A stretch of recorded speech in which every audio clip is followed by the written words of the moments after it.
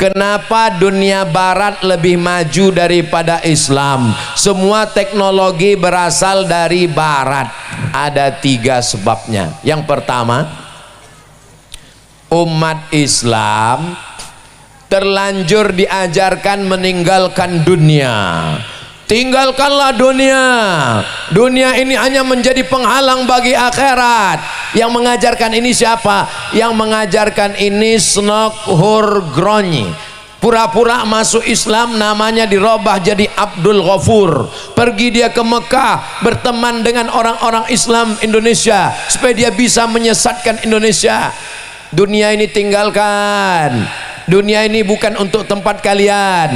Akhirnya dia ingin mengambil tanah Indonesia, dia ingin mengambil tanaman Indonesia. Indonesia yang gemah ripah loh jenawi, tongkat dan batu jadi tanaman, untayan zamrud katulistiwa.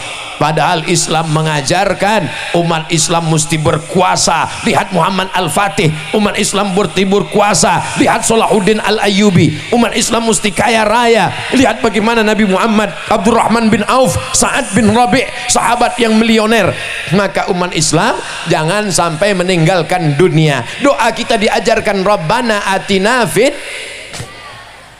wa fil akhirati hasanah. Laisa bi khairikum man taraka dunyahu li akhiratihi. Orang yang baik bukan yang meninggalkan dunia untuk akhirat. Wala akhiratahu li dunyahi, bukan meninggalkan akhirat untuk dunia. Liyusiba minhuma jami'an, dapat dua-duanya. Dunianya dapat, akhiratnya ada. Mindset, main otak, set pikirannya mesti diluruskan. Jadi yang selama ini yang diajarkan penjajah salah, maka anak pesantren tidak bisa disesatkan oleh penjajah. Lan yadurrukum man dhalla idza tadaitum. Orang yang sesat tidak bisa menyesatkan kamu karena kamu sudah benar berpikir, benar baca ayat, benar dalam kebaikan. Maka ini poin yang pertama. Yang kedua, umat Islam diajarkan kalau datang dari barat berarti kafir, jangan dipelajari, jangan diambil, tinggalkan. Itu tidak berlaku di Al-Amin Perenduan. Semua yang kita pakai ini datang dari barat. Ini kamera ini. Kamera ini dari barat, dari Jepang, bukan dari Islam. Ini sound system, mikrofon, ini bukan produk umat Islam. Ini datang dari barat. Di Al-Amin dipakai, tidak diharamkan. Kenapa? Karena ini sekedar alat. Maka insya Allah ada anak Al-Amin yang tamat akan belajar elektronik ke Jepang dan Korea, insya Allah. Amin. Sekarang anak-anak Indonesia juga belajar ke Korea. Apa yang mau diambil? Drakor. Apa yang diambil dari Korea? K-pop. Apanya? Itu sampah-sampahnya. Kalau mau ke Korea, ambil teknologinya. Kalau mau ke Jepang, ambil teknologinya. Itu yang paling baik. Ini belajar di Jepang. Kamu belajar di mana? Di Jepang. Jurusan apa? Jurusan tato. Belajar ke Yakuza. Untuk apa? Ambillah yang bermanfaat untuk umat dan bangsa. Jadi kalau ada doktrin mengatakan jangan ambil dari barat, semua yang dari barat tidak benar. Umat Islam dibolehkan mengambil alat dari barat. Kenapa? Karena sekedar alat boleh dipakai. Al aslu fil asya al ibahah, hukumnya adalah boleh. Yang ketiga, ini memang diputarkan Allah. Wa tilkal ayyamu nudawiluha bainan nas. Hari ini dipergilirkan Allah di antara manusia. Dulu mereka belajar ke Arab, mereka belajar peradaban Islam, mereka berudang budi kepada Islam yang ada di Andalusia. Mereka mestinya yang berdiri sekarang adalah universitas. Universitas tertua adalah Universitas Al-Azhar. Sebelum Harvard University, sebelum Sorbonne Paris Prancis, sebelum McGill Kanada, Universitas tertua Al-Azhar. Sebelum Al-Azhar di Tunisia namanya Zaitunah. Sebelum Tunisia ada yang lebih tua di Maghribi, namanya Qarawiyyin. Habis Qarawiyyin Zaitunah, habis Zaitunah Al-Azhar. Jauh dibandingkan universitas barat. Saya tetap optimis di masa akan datang teknologi kemajuan tetap dipegang oleh anak-anak umat Islam, dan itu adalah alumni-alumni pesantren yang bisa bahasa Inggris, yang punya cita-cita tinggi, yang punya iman yang kuat berkat pendidikan barokah dari para kiai, daripada alim ulama, insyaallah. Amin ya rabbal. Mengapa Allah menciptakan apa ini? Nafsu. Kenapa Allah menciptakan nafsu? Iya juga ya. Kenapa Allah menciptakan? Ada makhluk isinya nafsu aja, nggak ada akalnya. Ayam, kambing, kucing, ila akhirih. Tapi ada satu makhluk nggak ada nafsunya, yang ada hanya budi baik, pekerti baik saja. Ini adalah malaikat. Yang ini nggak ada nafsunya, yang ini isinya nafsu saja. Maka diciptakan Allah makhluk yang baru. Inni ja'ilum fil ardi. Inilah dia makhluk yang baru. Kalau dia bisa mengendalikan hawa nafsunya, maka dia lebih mulia daripada malaikat. Wa idh qulna lil malaikati isjudu. Kenapa malaikat sujud kepada Adam? Karena Adam punya hawa nafsu, tapi dia bisa mengendalikan hawa nafsunya. Nafsu ada 3 levelnya. Nafsu yang pertama, innan nafsala ammaratum bisu, selalu ngajak yang jahat, ngomongnya kotor, pikirannya kotor, perbuatannya kotor, bisu. Yang kedua, udah mulai ada baik-baiknya, namanya nafsul lawamah. Tergantung dia yang ngajak siapa. Kalau ada yang ngajak, ayo kita pengajian, oke. Ayo kita mabuk, oke juga. Ini namanya lawamah. Tapi kalau dia sudah bisa menangani hawa nafsunya, ini level yang ketiga. Itulah yang dipanggil oleh Allah, ya ayyatuhan nafsul mutmainnah. Ini nafsu yang mutmainnah. Insya Allah adik-adik yang ada di depan ini, itu semuanya sudah sampai level nafsu mutmainnah, sudah mampu mengendalikan hawa nafsu. Umat Islam bukan menghilangkan nafsu, enggak. Islam tidak disuruh menghilangkan nafsu, mengendalikan hawa nafsu. Makan, kulu, makanlah. Boleh makan? Boleh, tapi tidak semua dimakan. Semua yang merayap boleh dimakan, kecuali kereta api karena keras. Semua yang berkaki 4 boleh dimakan, kecuali meja karena keras. Dalam Islam, kulu, makanlah. Yang dimakan itu apa? Min thayyibat, yang baik-baik saja. Thayyib artinya baik. Adik-adik kalau tamat pesantren nggak bisa dikecoh orang, nggak bisa disesatkan orang. Thayyib baik. Tapi begitu dia nggak tahu bahasa Arab, thayyib nggak pulang-pulang. Maka silakan. Masalah menikah, disuruh menikah, bukan tidak boleh menikah dalam Islam, supaya selamat dari zina. Fankihu ma taba lakum minan nisa'i masna wa thulatha wa ruba' fa in khiftum alla ta'dilu fawahidah, only one. Artinya apa? Allah menciptakan nafsu sebagai ujian. Wa nafsin wa ma sawwaha, demi jiwa dan penciptaannya. Fa alhamaha fujuraha wa taqwaha, qad aflaha man zakkaha wa qad khaba man dassaha. Nafsu itu dihiasi. Zuyyina linnasi hubbus syahawat minan nisa wal banin wal qanatiril muqantarati minaz zahabi wal fiddah wal khailil musawwamah wal an'am wal 'ath, dzalika mata'ul hayatid dunya. Jadi kalau orang punya nafsu, itu ada keinginan-keinginan, ingin kaya, ingin hebat, ingin punya kekuasaan, ingin punya harta. Tidak salah. Salahkah kalau ada orang Islam yang kaya? Tidak salah. Kekayaannya untuk menolong agama Allah. Man bana masjidan, siapa yang bangun masjid, banallah mithlahu baitan fil jannah, dibangunkan Allah untuknya satu tempat di surga. Salahkan orang Islam punya istri, punya anak? Enggak salah. Gunanya untuk apa? Kalau dia punya anak, anaknya waladun salihun. Kalau dia punya istri, istrinya imra'atun salihatun tu'inu ala imanihi, yang membantu iman suaminya.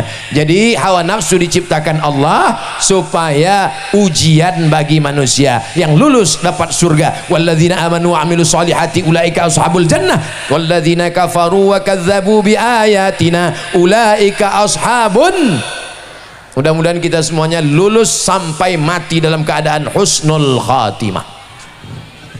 Ustadz, saya selalu ingin buat jahat, mata saya jahat, telinga saya jahat. Berarti kamu masih hidup. La ughwiyannahum, kata iblis, aku akan menggoda mereka. Sampai kapan? Madaman arwahuhum fi ajsadihim, selama ruh masih ada dalam jasad, selalu digoda setan. Sampai kapan setan berhenti? Sampai ruh keluar dari jasad. Jadi kalau ada adik-adik yang ngomong, saya ini udah nggak ada keinginan untuk buat jahat lagi Pak Ustadz, dua kemungkinan, berarti kau udah mati atau udah jadi malaikat. Jadi selama masih manusia ada godaan. Ustadz Somad kan ustadz, ya. Ustadz digoda setan juga, iya. Setannya ustadz juga. Jadi kalau kita ustadz, yang menggoda itu setannya ustadz juga, lulusan dari Sudan juga. Jadi golongan jin, dari golongan setan. Maka kita selalu minta perlindungan kepada Allah supaya kita jangan diganggu setan. Bismillahilladzi la yadurru ma'asmihi syai'un fil ardi wala fis sama. U'idzukum bikalimatillahi tammati min kulli syaitani wa hamma wa min kulli ainil lammah. Mudah-mudahan Allah menjaga kita semua insyaallah. Amin. Terakhir, bagaimana hukum orang yang sengaja melupakan hafalan Al-Quran? Al-mahiru bil Quran ma'as safaratil kiramil bararah. Orang yang mahir membaca, menghafal Al-Quran, nanti dia akan dibangkitkan di padang mahsyar bersama para malaikat.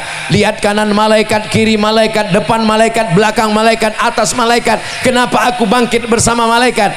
Karena kamu penghafal Quran. Maka orang yang tidak menghafal Quran, yang sudah hafal melupakan, maka mereka tidak mendapatkan kehormatan kemuliaan ini. Orang yang sudah berusaha menghafal Quran lalu membiarkan hafalannya hilang tanpa ada usaha, maka sesungguhnya dia sudah melecehkan Al-Quran, kecuali memang dia lupa karena pikun. Saya punya kawan sahabat pulang dari Mesir pakai sepeda motor, lupa bawa helm, jatuh, hilang. Dia bilang, "Mat, aku dulu sempat hafal Quran, tapi sekarang sudah hilang gara-gara aku jatuh." Saya bilang, dulu di kampung kami kalau ada radio yang rusak karena jatuh, itu dijatuhkan lagi, biasanya balik lagi. Saya bilang, coba jatuh sekali lagi. Kata dia, saya takut kalau saya jatuh sekali lagi, Al-Fatihahnya pun hilang juga, kata dia. Jadi kalau karena darurat, karena musibah, tapi kalau karena sengaja, maka dia sudah melecehkan. Padahal Allah sudah memberikan kemuliaan, dia sudah diberikan tajun minan nur, bangkit bersama para malaikat. Khairukum, orang yang paling baik bukan Abdul Somad yang berdiri di mimbar. Man ta'allamal qur'ana wa 'allamahu, orang yang belajar Quran dan mengajarkan Quran. Maka adik-adik terus murojaah, jangan sampai hilang. Paling tidak satu hari 2 juz. Kalau saya Pak Ustadz satu hari 3 juz, mantap. Tapi juz saya juz melon, juz pokat, juz mangga, juz Al-Quran. Mudah-mudahan adik-adik semua semakin bertambah hafalannya, semakin semangat, dan jangan sampai hilang hafalannya insyaallah. Allahumma rahamna bil waj'alhu lana imamau wa nurau wa hudau wa rahmah. Allahumma minhuma nasina wa dhakkirna jahilna warzuqna tilawatahu ana al-laili wa atrafan nahar waj'alhu lana hujjatan ya rabbal alamin. Mudah-mudahan ketika adik-adik hafal Quran dan diminta Allah Ta'ala, hai penghafal Quran, kamu diberikan 70 syafaat, siapakah yang mau kamu berikan?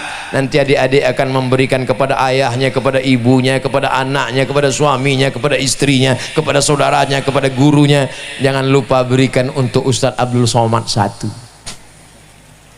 Mau? Kalau Ustadz Somad meninggal dunia, mau mendoakan? Mau ngirimkan Al-Fatihah? Janji? Jangan ada dusta di antara kita. Mudah-mudahan pertemuan ini, walaupun Ustaz Abdul Somad tidak mengajar kalian imla di kelas, walaupun Ustaz Abdul Somad tidak mengajarkan muhadatsah mutalaah, walaupun Ustaz Abdul Somad tidak mengajarkan tasrif, nahwu, balaghah, mantik dan bayan, walaupun Ustaz Abdul Somad tidak mendidik, Tapi Ustaz Abdul Somad ingin mendapatkan doa barokah dari adik-adik semua. Mudah-mudahan kita selalu diberikan kebaikan-kebaikan.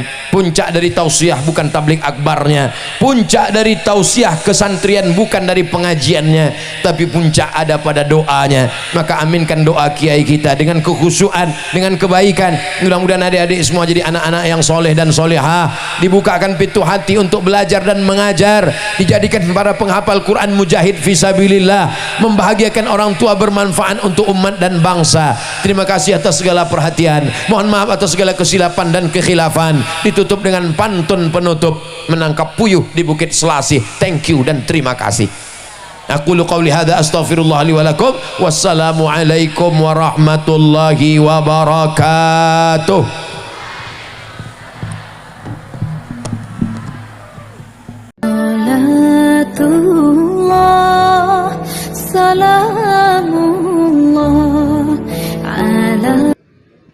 Assalamualaikum warahmatullahi wabarakatuh.